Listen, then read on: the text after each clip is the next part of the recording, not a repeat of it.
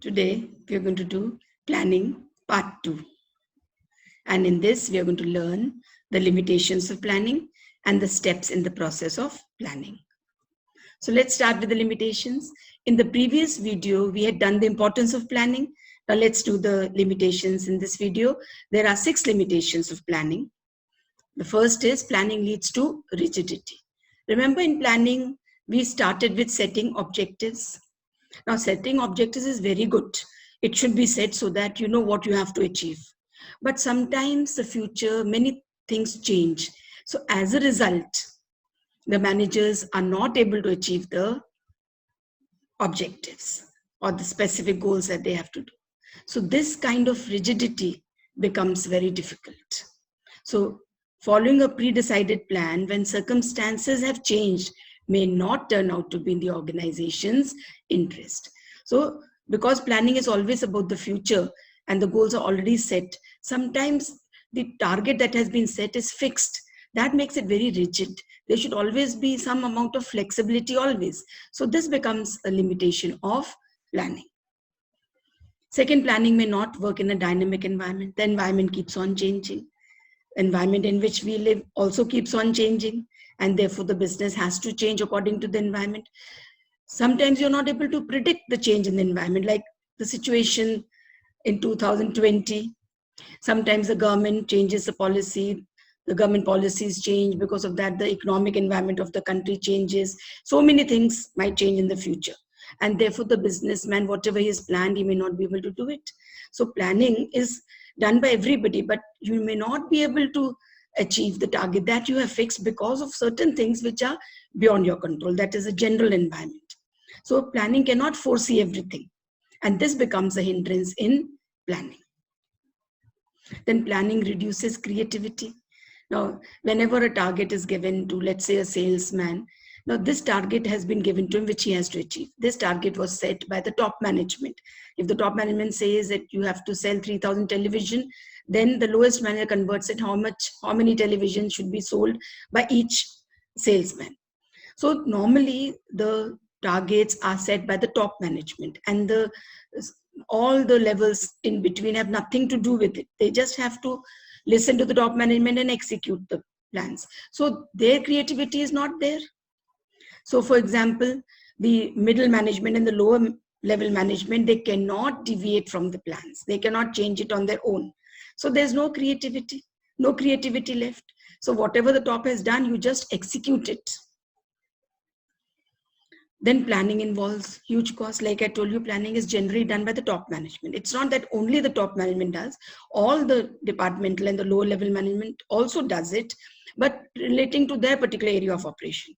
So the top management does most of the planning. Now, when the top management meet, they incur a huge amount of cost, like to verify the facts. They have to arrange for solicitors and CAs to work on the feasibility of that particular product. So that is very expensive. So sometimes the incidental cost comes up to so much that the project no longer stays viable. And therefore, planning has this very big disadvantage that sometimes the cost is much more than the benefit derived from it. Then planning is a time-consuming process.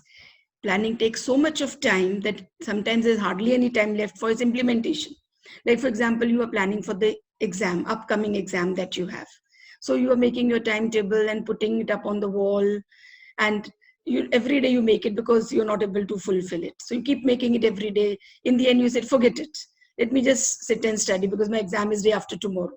So planning actually takes a lot of time, and sometimes there's so little time left for its implementation that you just give up the plan.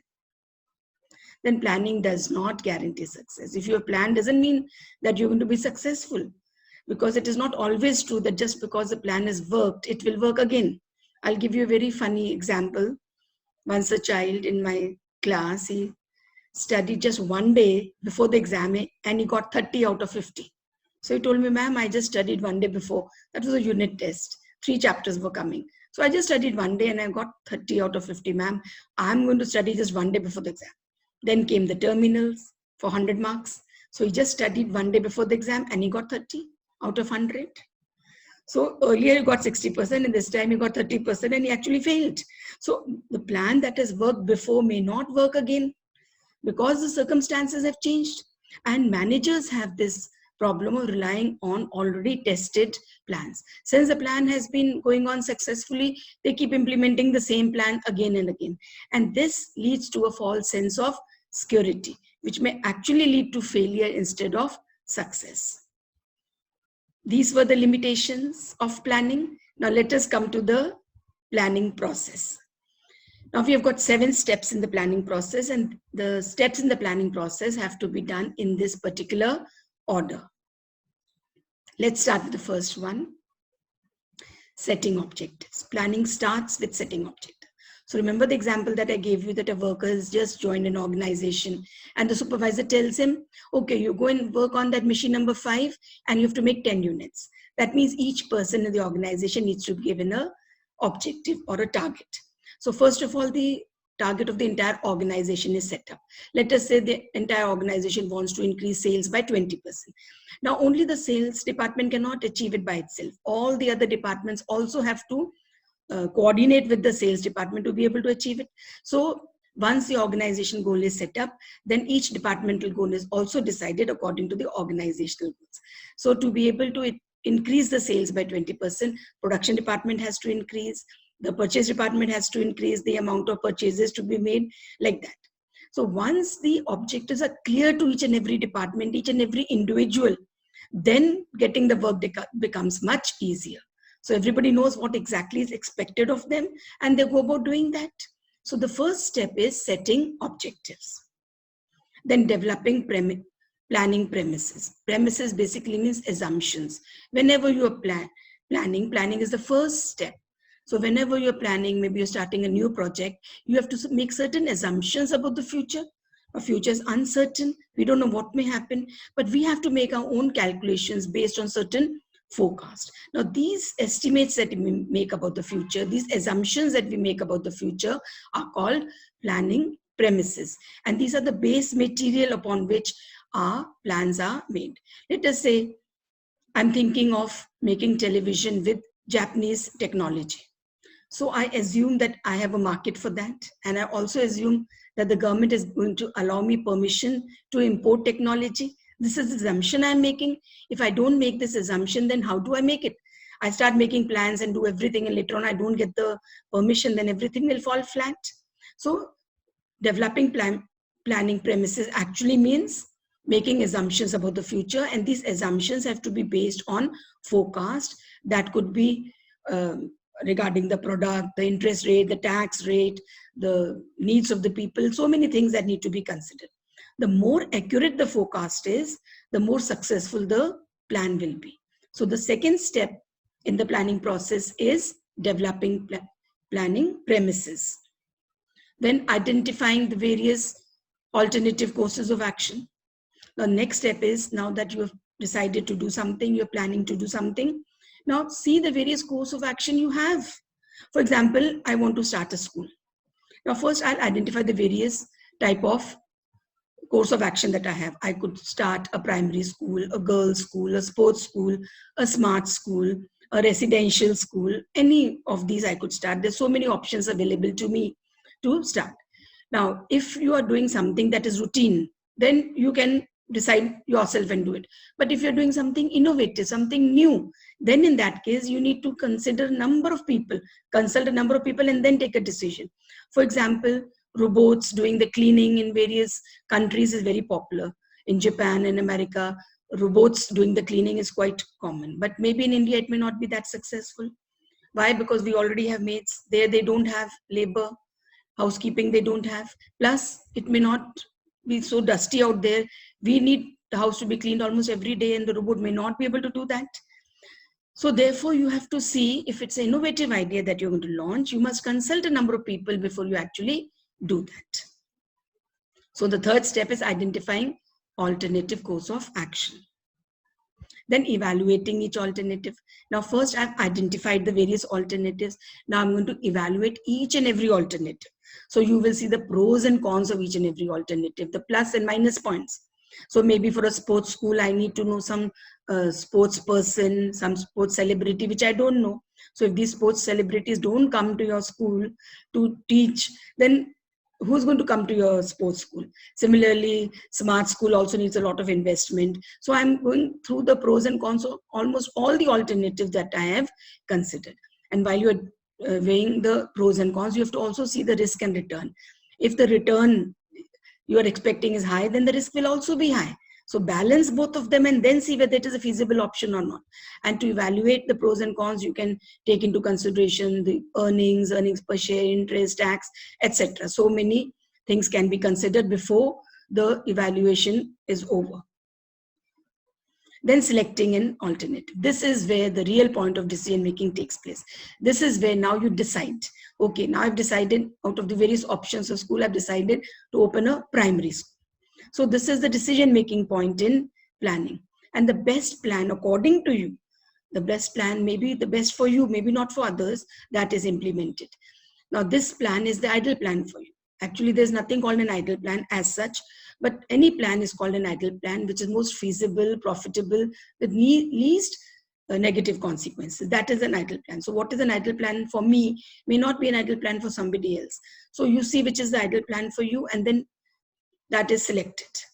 Sometimes the manager's experience, judgment, intuition plays a very important role rather than all the statistics that you have collected. And sometimes a combination of plans is also implemented.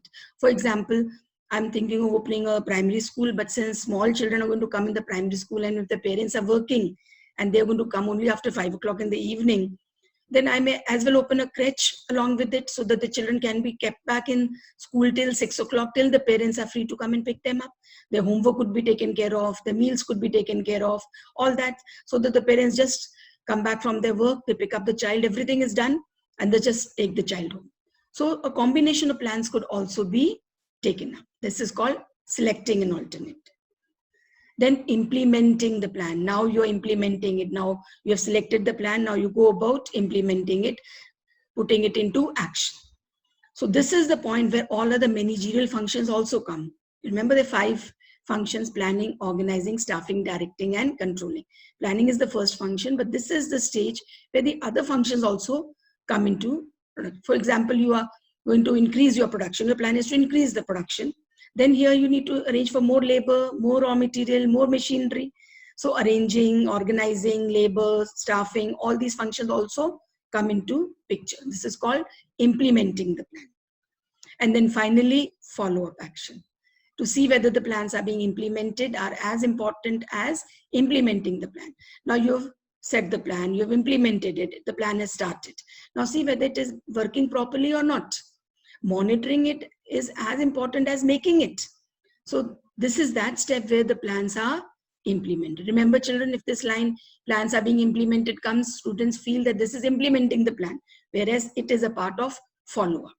So in this, we see whatever plan we have chosen, is it coming up to our expectation, or there is some change to be made? In case something needs to be changed, then we implement plan B. There's always a standby plan that needs to be implemented. So these are the steps in the planning process. Now, steps in the planning process have to be done in this particular order, one after the other. You cannot skip the order. Therefore, I've given you some tips and tricks. I've coined a word ISI. ISI mark you must have heard. So see, we have identifying alternative, evaluating alternative, selecting alternative. 3 alternatives are given, and children very often leave one of them. They get confused. They write one for the other. So therefore, I've coined this word ISI. I have taken I from identifying alternatives, S from selecting an alternative, and I again from implementing the plan. So ISI, and in between, there's one E squeezed in. So IESI. Identifying, evaluating, selecting, and implementing. Since students have been telling me this problem that they have, there are 7 steps, and they find it a little difficult to remember in that particular order. Therefore, I've coined this word for them, ISI. It is actually IESI. So this way it will help you to remember the planning process, because planning process has to be done in that particular order. Planning process, nothing but planning steps in planning. Steps have to be done one after the other. So let's come to the case study then. Yes. Name and explain the limitation. So Deepak, a worker, is given a target of producing 100 units of products per day. Due to his habit of doing things differently, an idea struck him which could not only reduce per unit cost of production, but would also help in exceeding the production target of 100 units. Deepak's supervisor, instead of appreciating him, ordered him to complete the work as per the methods and techniques decided earlier, as nothing could be changed at that stage. The above paragraph describes one of the limitations of planning function of management. Name and explain this limitation. So I have tried to be a little creative and sort of highlighted the answer for you. Now all you have to do is name the limitation. And this is again a board question. Yes, you must have guessed it by now. Planning reduces creativity because he was told, let us check it again, that nothing could be changed, that whatever you're saying cannot be done. So there's no creativity that could be involved. So planning reduces creativity. That's it in this video. Thank you.